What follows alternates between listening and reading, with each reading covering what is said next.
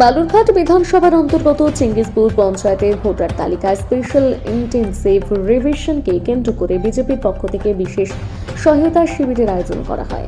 সাধারণ নাগরিকদের ভোটার তালিকায় নাম অন্তর্ভুক্তিকরণ, সংশোধন বা ফর্ম ফিল আপের বিভিন্ন প্রক্রিয়ায় সহযোগিতা করার উদ্দেশ্যে শিবিরের আয়োজন করা হয় বলে দলীয় সূত্রে জানা গিয়েছে। শিবিরে বিজেপি ৩ নম্বর মণ্ডলের অন্তর্গত মোট 10টি বুথ এলাকার বাসিন্দারা উপস্থিত হয়ে প্রয়োজনীয় ফর্ম ফিল আপ ও নথিপত্র যাচাইয়ে সহায়তা গ্রহণ করে।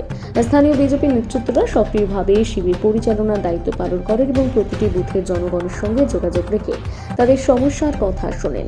শিবিরে বিশেষভাবে উপস্থিত ছিলেন বালুরঘাট বিধানসভার বিধায়ক অশোক লাহিড়ী। তিনি গোটা কার্যক্রম পরিদর্শন করেন এবং সাধারণ মানুষের সুবিধার্থে সংগঠনের এই উদ্যোগকে অত্যন্ত গুরুত্বপূর্ণ বলে মন্তব্য করেন। এদিন অশোক লাহিড়ী কি বললেন শোনাবো।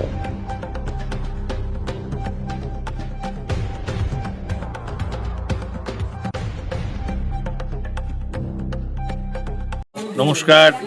আপনারা জানেন যে এখন ভোটার তালিকার নিবিড় সংশোধন, ইংরেজিতে যেটাকে আমরা বলি স্পেশাল ইন্টেন্সিভ রিভিউ হচ্ছে। তো সেই ভোটার তালিকার নিবিড় সংশোধনে জনগণের কিছু কিছু ফর্ম ফিল আপ করতে হয়।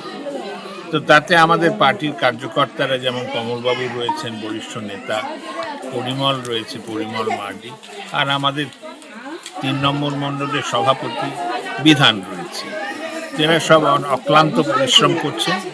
তো আমি আজকে এসেছিলাম ৩ নম্বর শক্তি কেন্দ্রে। সেখানে 10টি বুথ আছে, তাদের মানুষের এরা ফর্ম ফিল আপ করছেন, আমিও চেষ্টা করলাম। তো খুব ভালো লাগলো যে আমাদের ভারতীয় জনতা পার্টি লোকের কাজে লাগতে পারছে।